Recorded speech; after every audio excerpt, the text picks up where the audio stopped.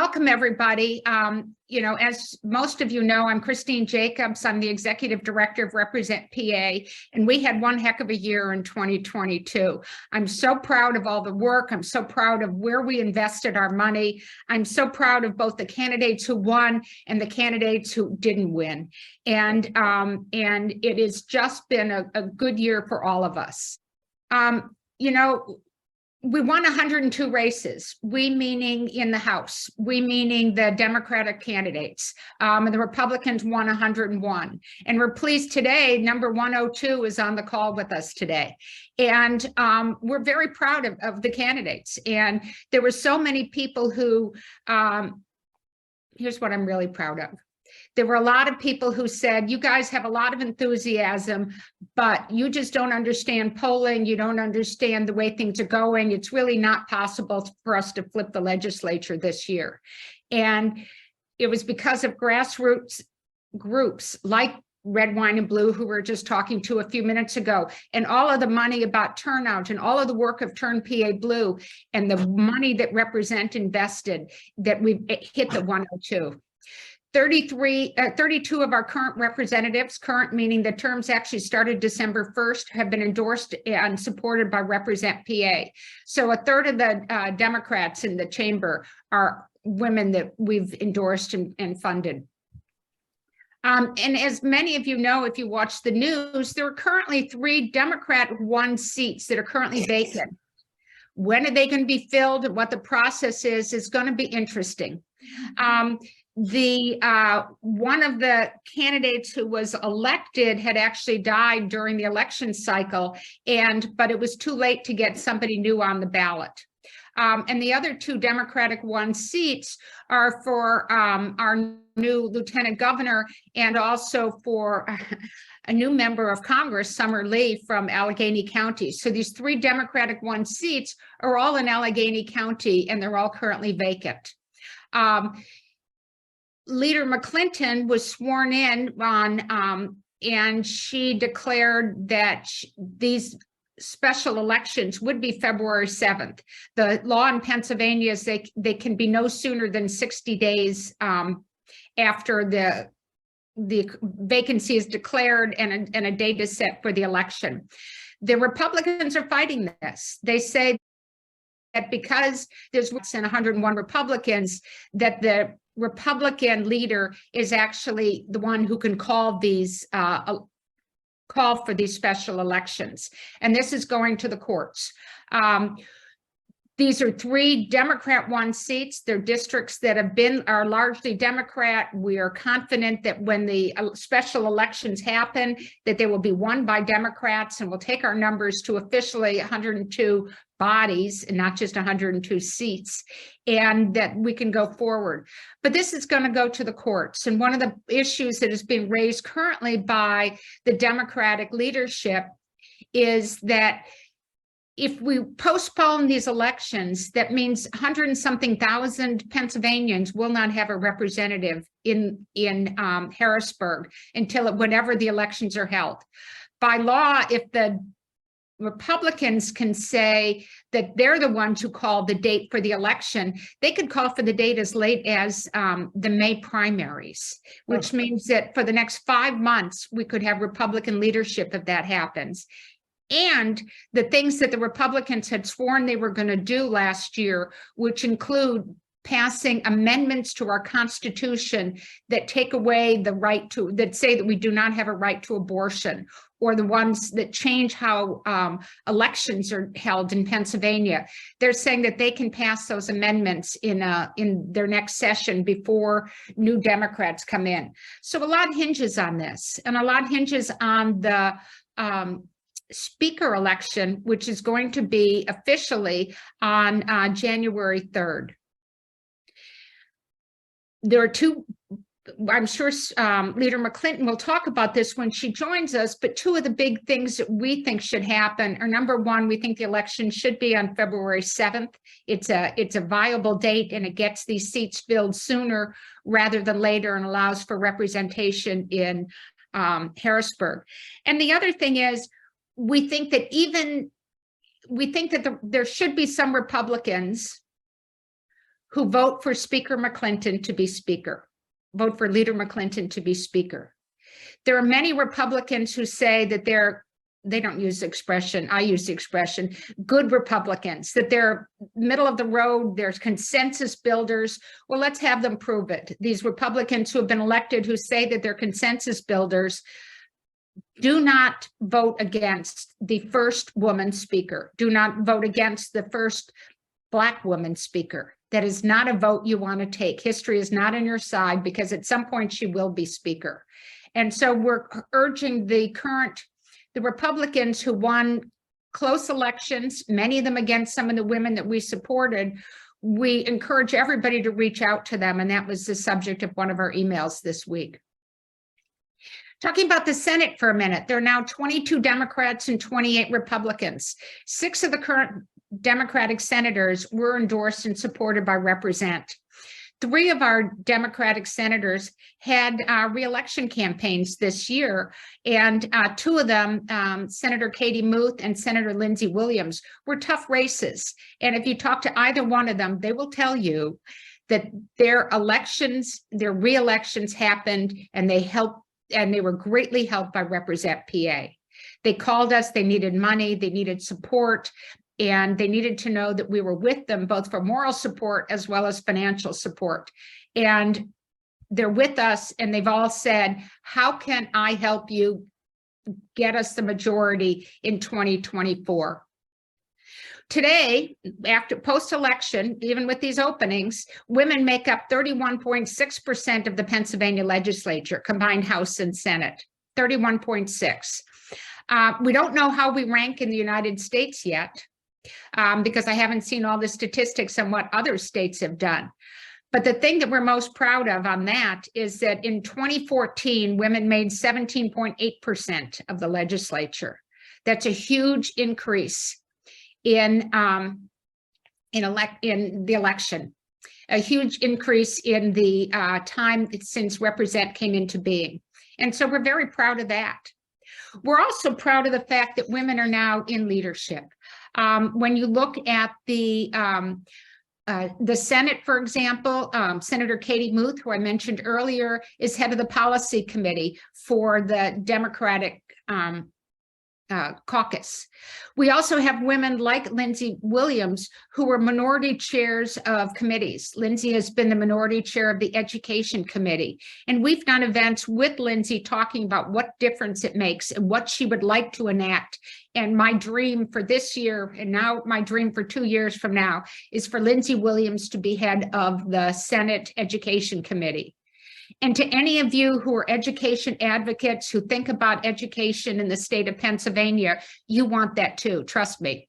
But we've got to figure out how to flip 3 or 4 more seats next time in order to get the majority.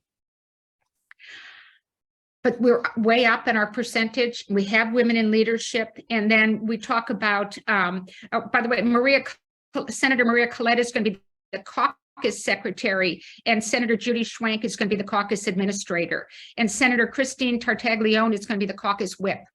Before we started working, there were no women in leadership in the Senate. There weren't that many Democrats, but there were no women in leadership, and now there are several. On the House side, as I keep saying, we now have Leader McClinton has been in for a couple of years, and as minority leader, and she's soon to be majority leader. And we fully expect that once all the mist has cleared around this, that Leader McClinton will be Speaker McClinton. A couple of people have asked the question of what happens with legislation if the House passes something, and you know they're going to be going after minimum wage and a number of other issues. What happens if they pass something? Does the Democrat or does the Republican Senate then have to take up that legislation? And you know the answer is no. The Senate does not have, they get sent to a committee in the Senate where good legislation is known to go die. And they do not have to take it up. So we're going to be pushing to, like, if the House, once it's clear that there's a Democratic majority, we're going to be pushing for a minimum wage increase. You know that Pennsylvania's still at the national minimum wage of $7.25 an hour. And all of the states around Pennsylvania all have much, including West Virginia and Ohio, have higher minimum wages. It is something that our current representatives, our new representatives, want to pass in the House, but the Senate does not have to take it up. And so it's going to be a lot of lobbying, a lot of efforts going on, and it's going to be an interesting couple of years. So hang on. We've talked about our investment strategy many times. Our investments went to 57 candidates. We had $720,000 that we helped to direct to candidates. That's up over $500,000 last time. We do the work, we evaluate candidates and races, and we ensure your money goes to the most effective candidates. One of the things I don't do, and we don't do as a group, is evaluate win-loss percentages. Because I view that we could have gone to 100% winners by going to the people who post redistricting, for example, we were fairly sure the Democrat would win.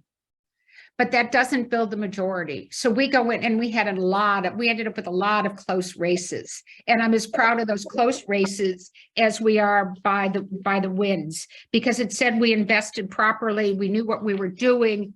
And we just, Jill Dennon lost by just 5,500 votes, a little less than that, I think was the number. And those are close ones. And I can't help but think that if we and others had invested a little more money and a little more effort into Jill's race, she'd be Senator Dennon now. So these are the people when Leader McClinton was first elected in a 2015 special election. 2015 means a lot to me because although Represent PA came into being in 2014, in 2015, there were 3 special elections that Represent played in. Leanne Kruger was one of them. And when Leanne won in 2015, she was our first Represent endorsed candidate to win. And we also had a couple specials in Philadelphia between, at the time, new Representative Joanna McClinton and new Representative Donna Bullock were both elected in 2015 specials. And look how far they've come now. And we also today have Representative Missy Cerrato, and this is the one, she won by 63 votes. And those of you who were watching this the way we were, just watching to see what would happen, watching every vote, knowing who all was involved in, how many lawyers were involved, and all the efforts on this, and how hard this was, and how hard fought there was. We're so thrilled to have you today, Missy. So I understand Leader McClinton is with us today. Yes, I'm here. I just was in the kitchen. Well, that's okay. You're allowed. We are absolutely thrilled that you're able to be with us today, because I gave people a little bit on what I understand the discussion to be about timing and all of that. But when can we call you Speaker McClinton? Okay, give me 1 second. Let me get on. Oh, that's okay. Okay, here we go. I've already bragged about the fact that we supported you in 2015, so we've been with you all the way. I've already bragged about the fact that the numbers of women have gone up and the numbers of Democrats have gone up since we've been there. So I'm taking all the credit in the world for where you are. So now, what are you doing about it? Well, thank you for everything you and your team have done and will do, Christine. Thank you to all of our tremendous candidates. A lot of the women you supported did amazing work, but did not this time make it over the finish line.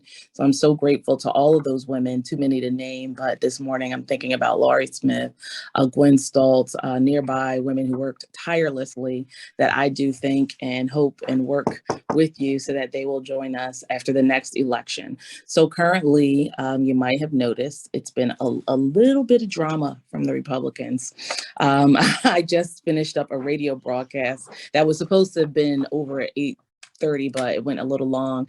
And I said to the radio show host, I am waiting for the Republicans to say, congratulations to the Democrats. You won 102 seat majority. Interestingly enough, I have not heard that yet. I have not heard that at all. I'm not quite sure why. I guess maybe because, Unfortunately, they took sharp steps in the last 2 years to seriously disenfranchise voters. So they are ready to do the same thing now. We are finding ourselves in limbo. Before our session concluded, our former speaker and current minority leader decided to issue a writ that there should be an election in our dear friend and late colleague, Chairman DeLuca's community. The problem is that writ was illegal, and it should not have been issued until the seat was officially vacated, which would have been actually the next day, December the 1st. Because there is precedent in a case that the GOP created back in 2004, Cortez v. Porzel, my team decided, we need a writ that's legal, and we need to do it within 10 days because the chairman his seat is finally vacant. And us, putting that together, I was sworn in last week. And because my colleagues, and thanks to all your efforts, we finally won 102 seats. I was sworn in as state representative, but because my party won the majority, acting as an interim presiding officer, I issued a writ for the chairman's seat.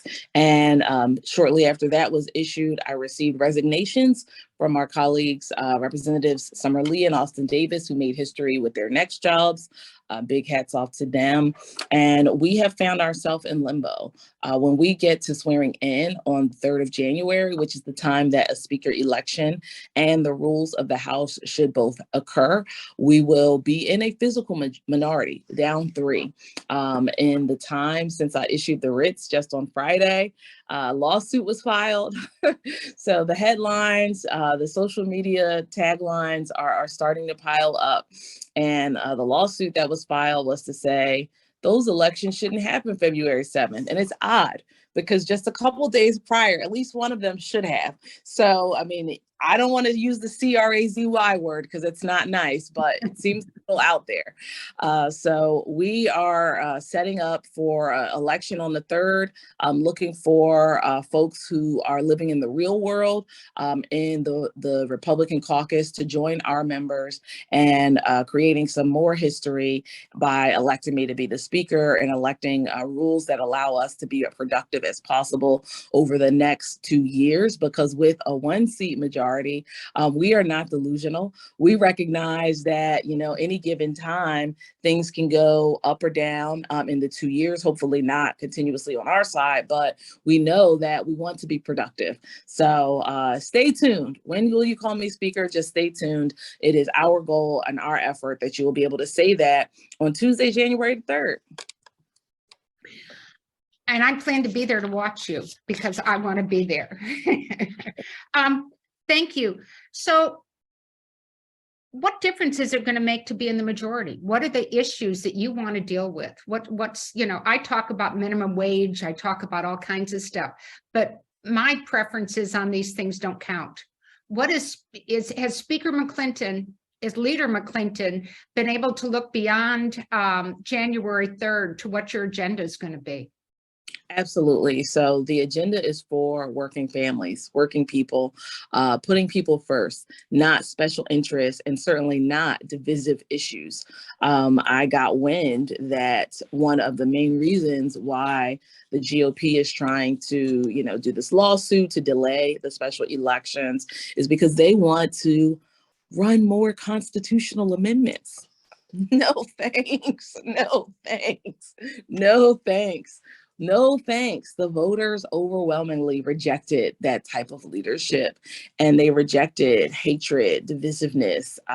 So what's on our agenda is people first, advancing the issues of everyday people so that from Cambria County, where my colleague Frank Burns represents, all the way to Montgomery County, where Missy Cerrato serves her neighbors, that we are able to have shared wins for working people, making sure that they're in environments at work where they have the right to join unions, making sure that companies are putting their ground here, wanting to say Pennsylvania is where we're going to have our headquarters, making sure that our schools are fairly funded. These are issues that we have championed and have been able to get small incremental gains with our Governor Wolf. off, and we know with Governor Shapiro and our Lieutenant Governor Austin Davis, we're going to be able to work collectively, cooperatively, but we're going to have an agenda that just throws out, constitutional amendment. We're lawmakers. We are supposed to go through the committee process, the amendment process, work across the building with the Senate, and create good policy. We're not supposed to just be sending things to the voters like voter ID. And that is what they want to do. They filed this lawsuit because they do not want us to have a full complement in the month of February. They want to have those elections in May at the next primary when they send more bad questions to the voters, which is unfortunate, disappointing, but we are fighting back and working very hard. And we're able to do so thanks to tremendous partners like Represent. So, oh, my water's how boiling. confident are you? Is this really going to happen? I mean, or is it hard to tell given the courts, given the makeup of the courts? We are very confident because, interestingly enough, there are voters in the Commonwealth of Pennsylvania who've elected Republicans. But as I said, those Republicans are living in the real world. They're not living in the fantasy land of we are in control, even though we lost. And they do not want to be tainted with that. When we look at the letter that the minority leaders sent out to disenfranchise all of us 2 years ago, only 60 signed on. It was not the whole caucus on their side.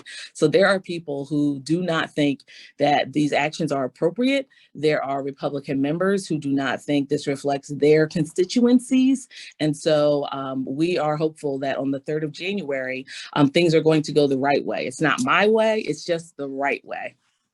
We've gone out as Represent. We've sent out an email this week to our mailing list listing the names of a number of state representatives in the Philadelphia area.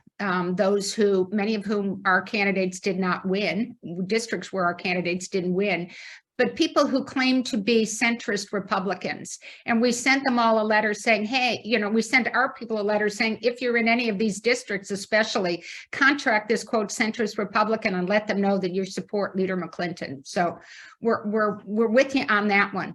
So our understanding is how the rules work, though, also in the House, is one of the reasons it really makes a difference up front isn't it true that the rules of the House and how the House will perform over the next 2 years are decided early on? In December, they're discussed and they're voted on, and the majority always sets the rules. If the Republicans win at this point, can you change the rules, or are we stuck with whatever they come up with?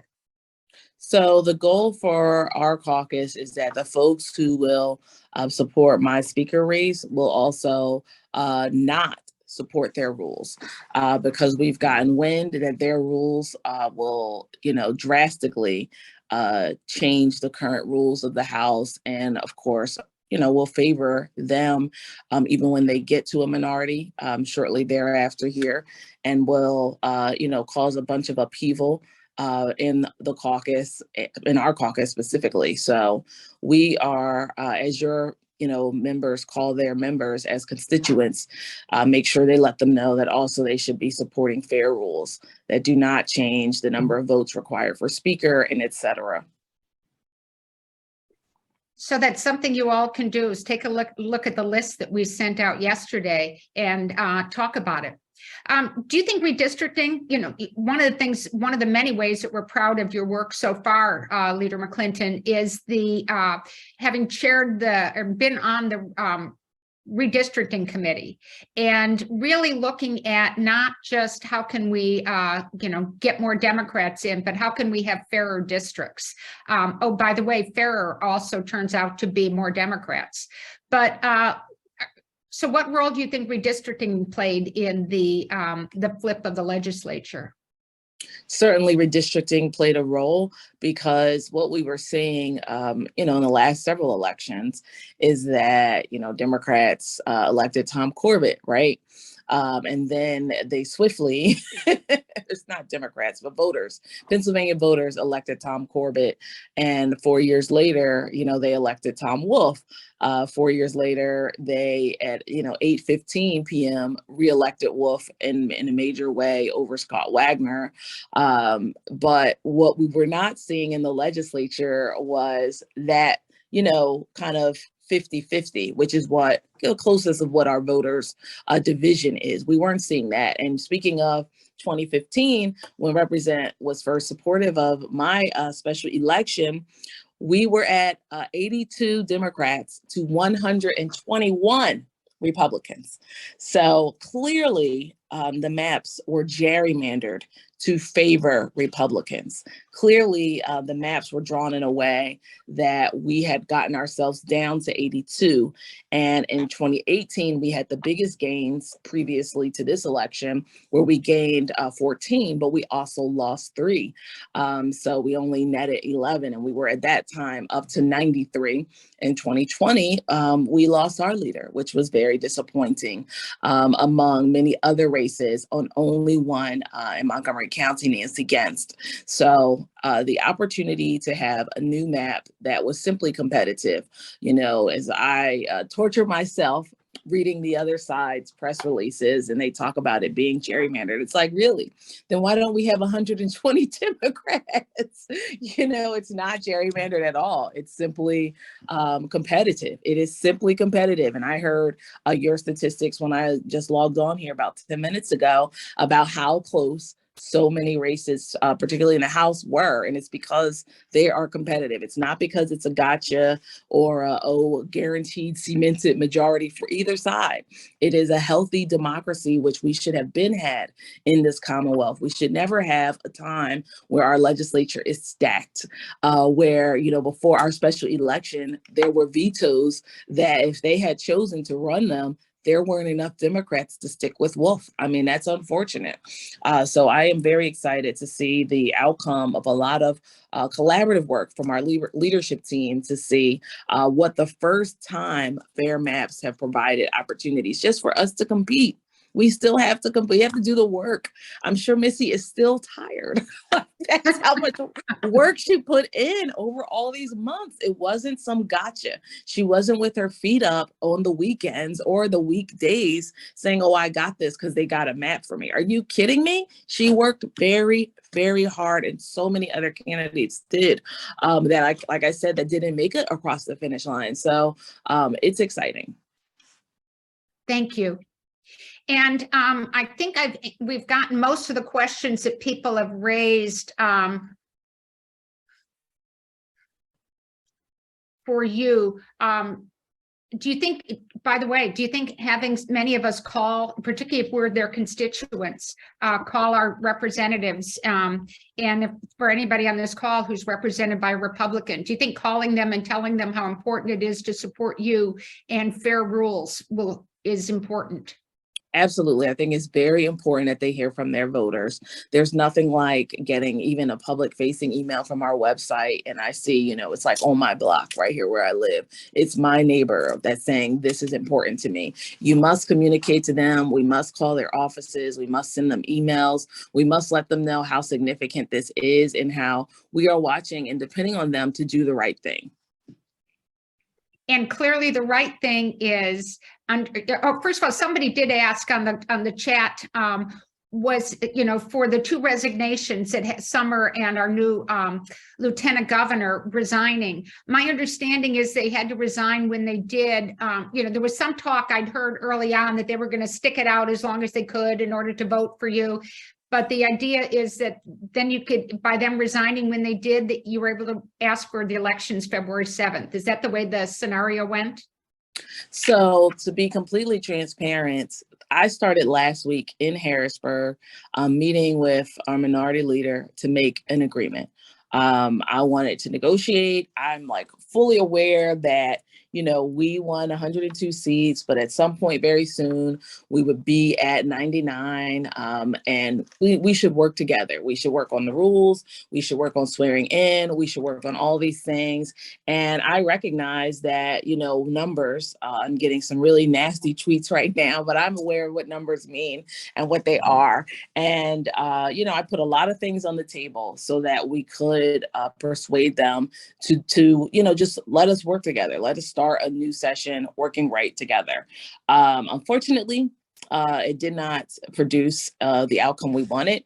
I wasn't given a counter offer. I wasn't, if you add this, we'll be there. It was just like, no, Joanna, we want the speaker's gavel. We, you know, no, just no. We want to run constitutional amendments, da, da, da, da, da.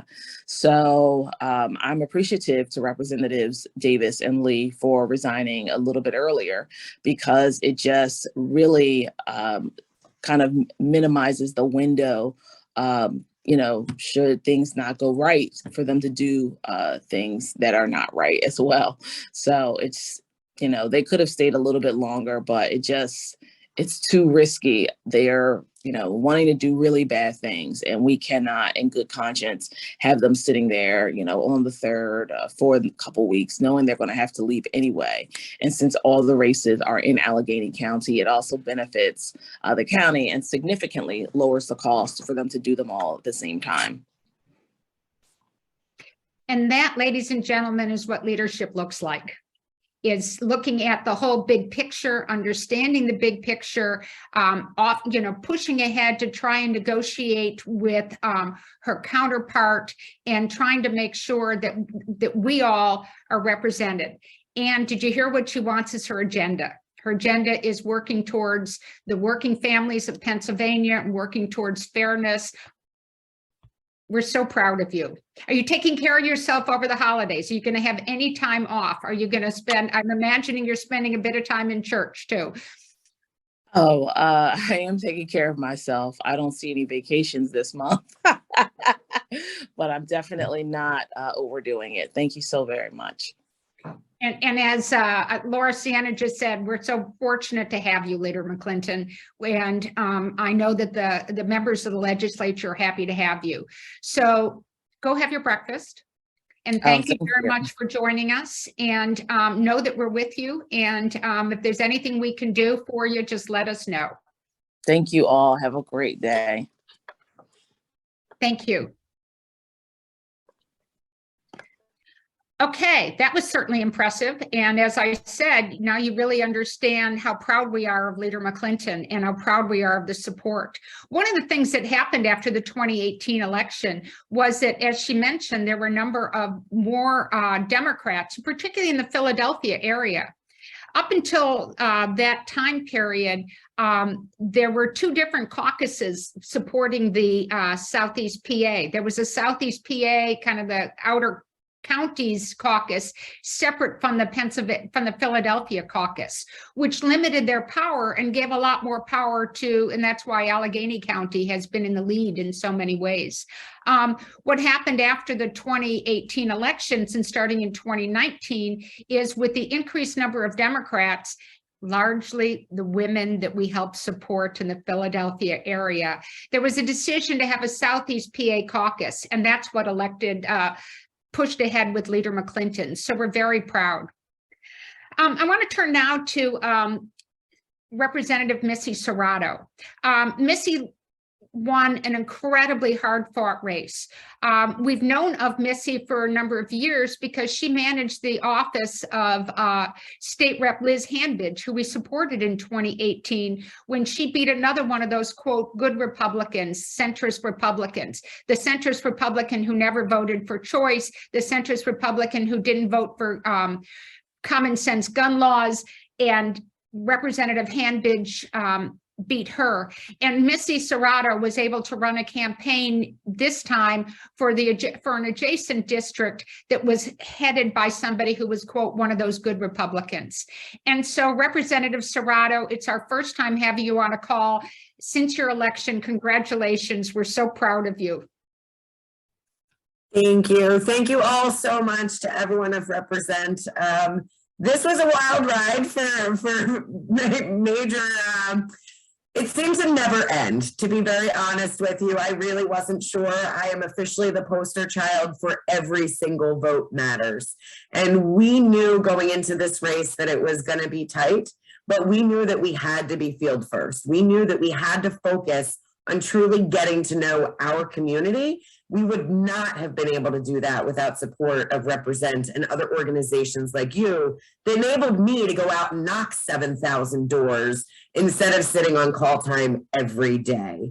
I truly believe that so many races are won just by learning what your community stands for and what they want you to fight for when you get to Harrisburg and as an elected official. So I spent my time literally speaking to every human being I could during this race. And I still only ended up ahead by less than 100 votes. So it shows us that the maps played a significant role in my particular race. We did add 2 new parts to the area that were bluer in nature, but we also saw that my moderate Republican opponent had been able to gain a lot of Democratic support over the years. Because when you look at what the majority had become and how extreme they had taken their viewpoints and what they were fighting for, you also saw that anybody that didn't go to that extreme now seemed moderate. You know, I actually have a decent relationship with my opponent. It got a little ugly during the race as I actually sat down with him for 2 hours yesterday. We sat and we talked about our district, and while we don't necessarily agree on a lot of points of what was happening in Harrisburg or what should be happening in Harrisburg, what we do agree upon is that the people of our community need to have a voice and they need to have somebody who's fighting for them. And, you know, when he called to concede, his exact words were, as strange as this sounds, if anybody was going to take my seat, I'm glad it was you. I know that you care. I know that you're willing to put the work in. And I know that you won't represent the people of our community with every ounce of your being. And that's exactly it. That's why I stepped up to run. I knew that we needed to fight for the things that mattered most to our families and the working people of Pennsylvania.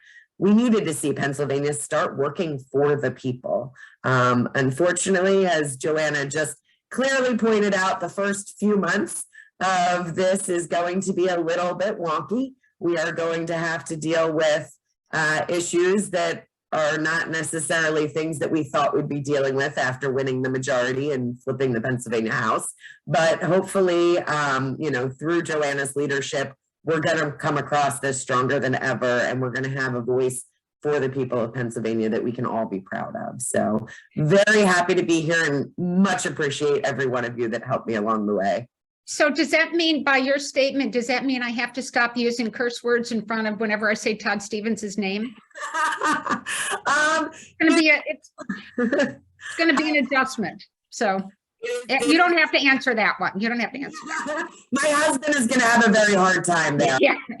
Forgiving and willing to, you know, put the past aside and move forward on a future for everyone. My husband may take a little time like you, Christine. It's okay. So one of the things that I'm very proud of also during this campaign cycle is our candidates and our partnerships. Missy Cerrato got the single largest contribution of any of the candidates that we supported. And it was a record for Represent by far.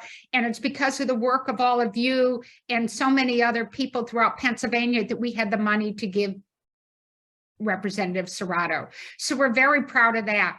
We're also proud of the partnerships. You know, we got the money out there. So as she said very eloquently early on, and I want to make sure everybody heard this, because she was able to get a big amount of money from Represent, she didn't have to spend all of her time on the phone begging for dollars. She could be out there giving her message. And isn't that an important thing that we did to support her?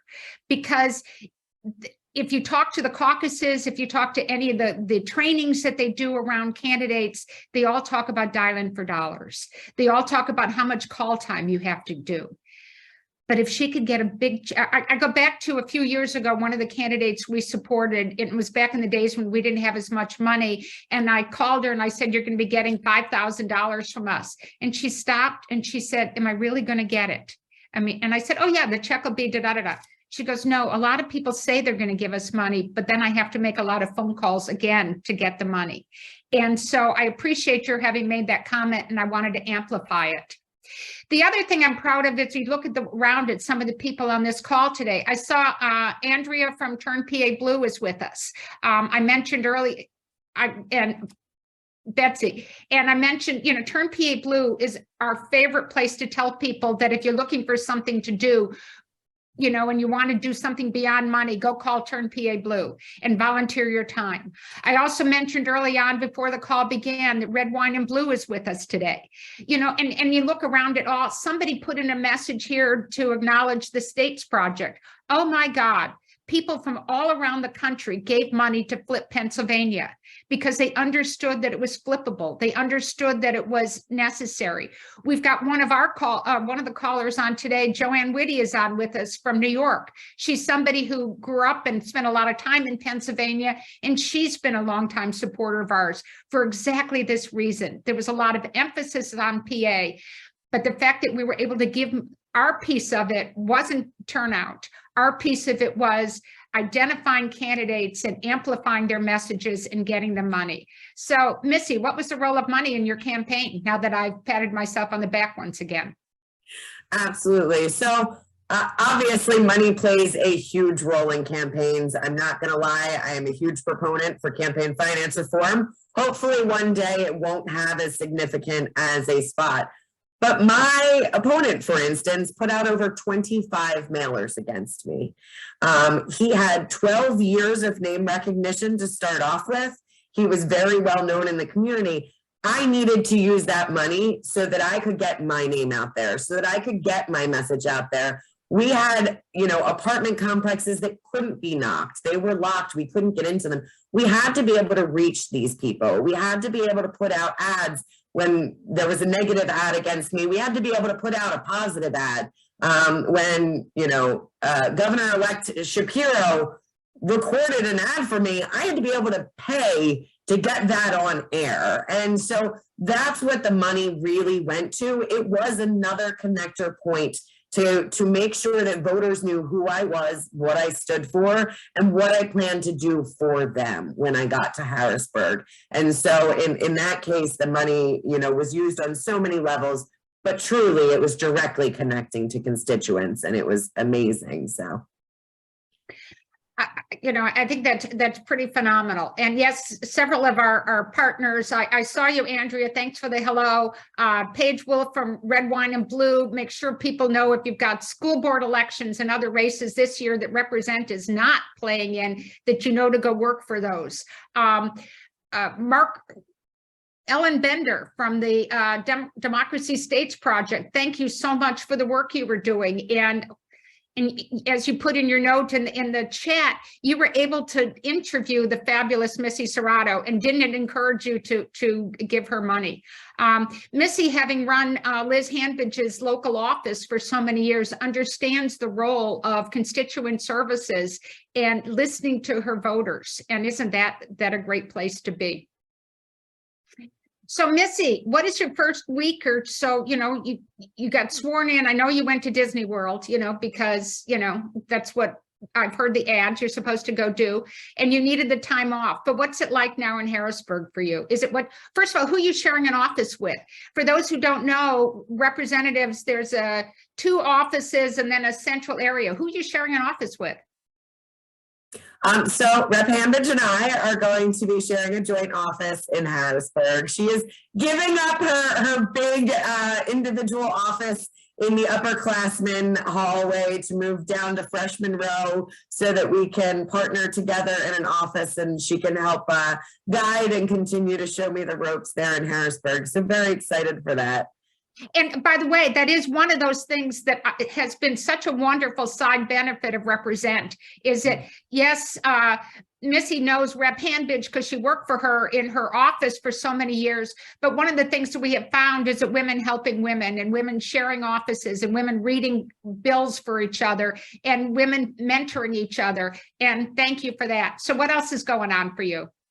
So at this point in time, we haven't officially gotten our offices. They just assigned at the end of last week where we will be moving into. We interviewed our LA and Harrisburg so that we have a staff once we get our office open. And as far as the district office, I signed a lease this week. We'll be moving in. We get the keys on January 2nd.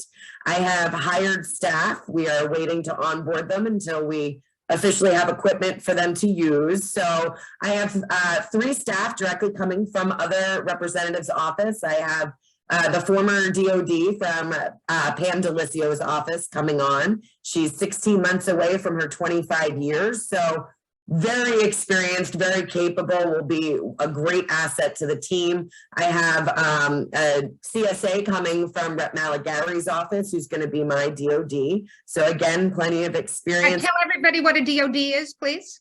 The district office directors, basically. Thank you. Yeah. The new Missy Cerrato.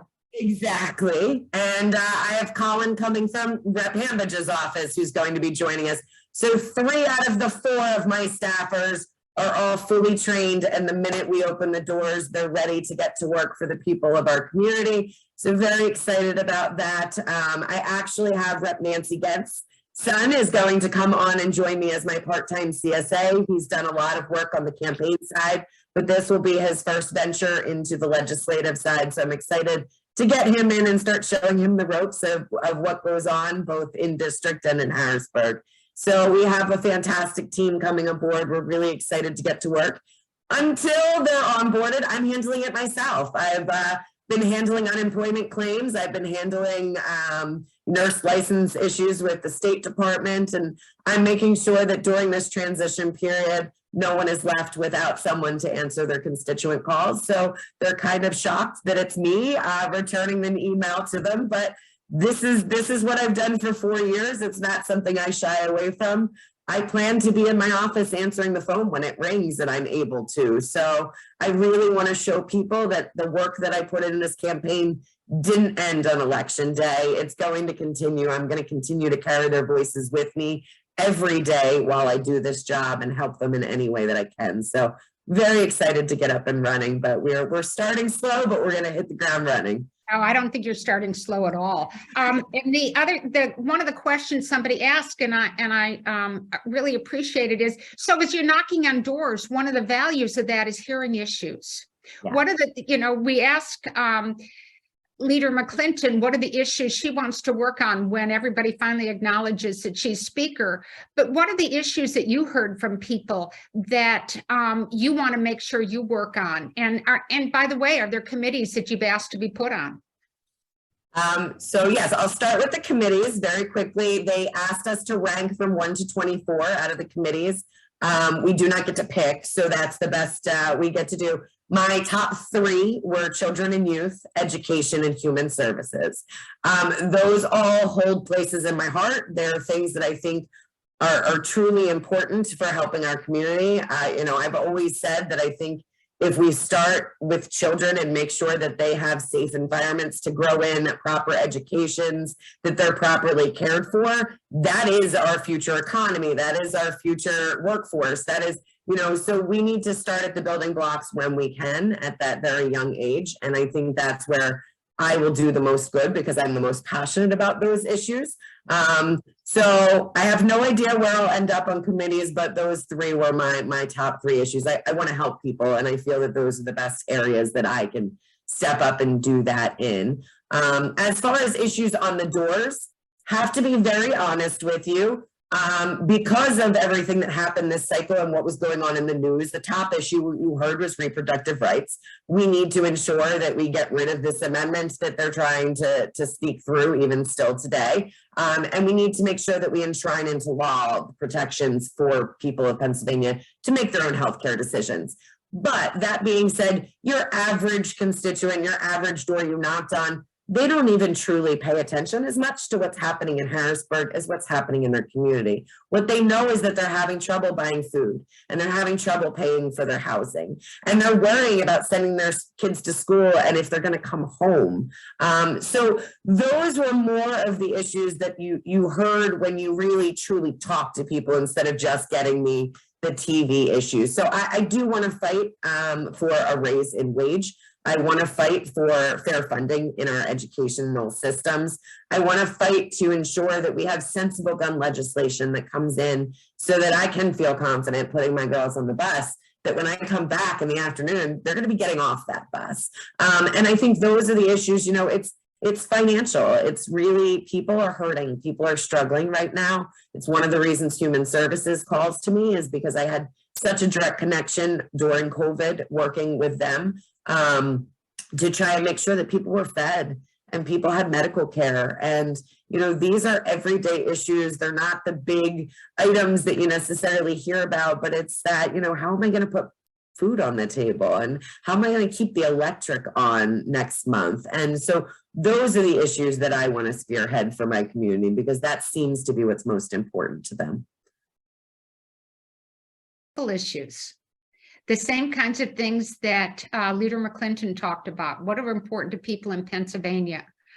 You know, I mentioned early on that Represent is looking to, you know, our tagline for a while has been that we want to flip the Pennsylvania legislature with strong progressive women like Missy Cerrato.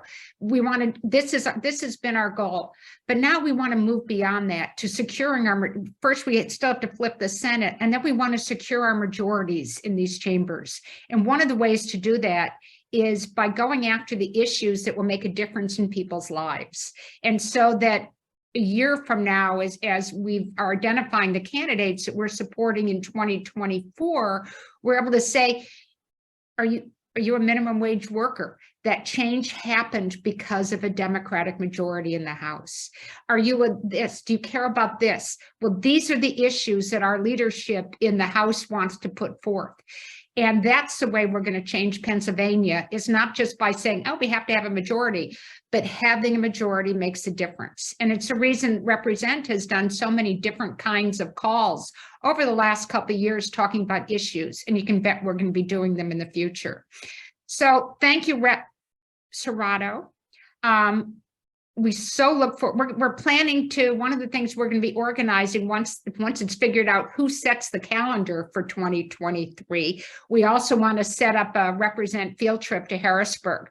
One of the things that I have found fun over the years is to wander the halls in Harrisburg and go, oh, look, this is Missy Cerrato's office. We know her, and now she's really a legislator. And I know that's geeky of me, but you know, we want to have a discussion in Harrisburg, and we'll be inviting you all to that. So thank you, Rep. Cerrato. Thank you. Thank you all for having me. And again, reach out anytime. Most of you should have my number and contact information, but I'm always accessible. I also wanted to throw out there that because of the amazing support I have, when I ended this race, I did end up with a little bit of extra money. And so I will be putting $10,000 towards the special elections that are occurring. So that is all in part to people like you that helped me end up where I am. Now I can help others in the same kindness. So I thank you all. You've done so much to help me, and I know that you'll continue to do great things. So I look forward to following with you all. Thank you. And be a good representative. Be the representative we know you're going to be. So yippee. So thank you. And I just want to conclude this call today by talking, I just wanted to give former candidate Jill Dennon just a minute. We'll have you on later, but we're big fans of Jill's. We supported her in a race 2 years ago. We supported her this year.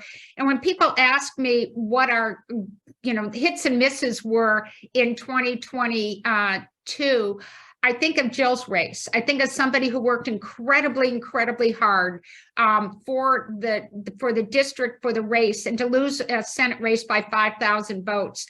I just can't help but think if everybody had the confidence that she could win, you know, and she faced a lot of people up front telling her that this was not winnable. And by losing by only 5,000 votes, it tells you this race was winnable.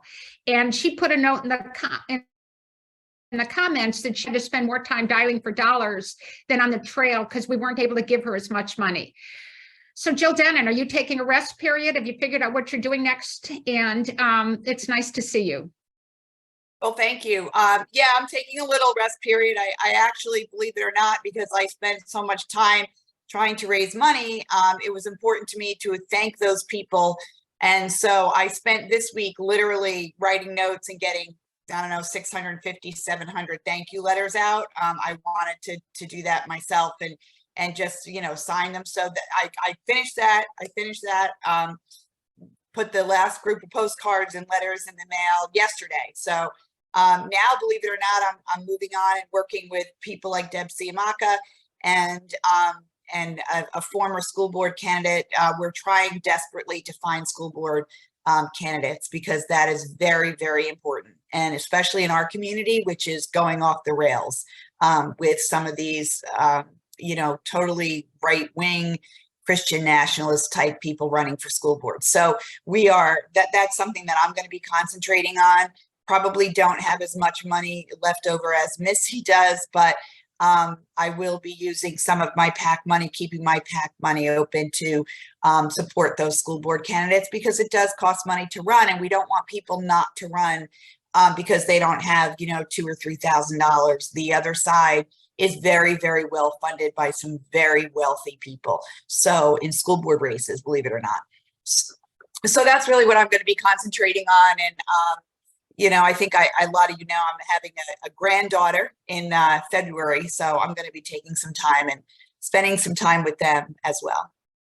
Thank you, Jill. And we'll have you on again to follow up and see what you're doing. And because we know you've got years of service ahead of you for your community.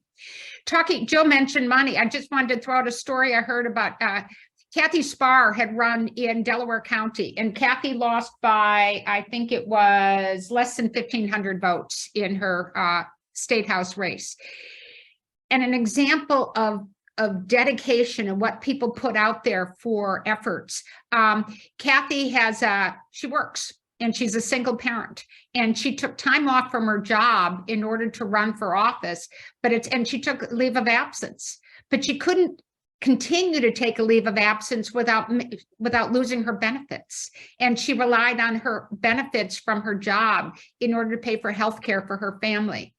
And I think she's a perfect example of why we need to be out there supporting candidates with money. And because it enables a wide variety of candidates. We don't want, you know, when we talk about reflective democracy, it also talks about people from different socioeconomic backgrounds, people who, you know, who can't just invest X dollars of their own money. Those are the candidates that we're supporting. Women who want to make a difference. So thank you, everybody, for being on the call today. Tilly posted for a couple times my personal email. As I've said, I want to spend the next couple months just talking with people. How, you know, one of the things we learned this time very carefully and very much was the value of everybody else's networks. And so help us figure out, how do we tap into your personal networks so we can expand our reach.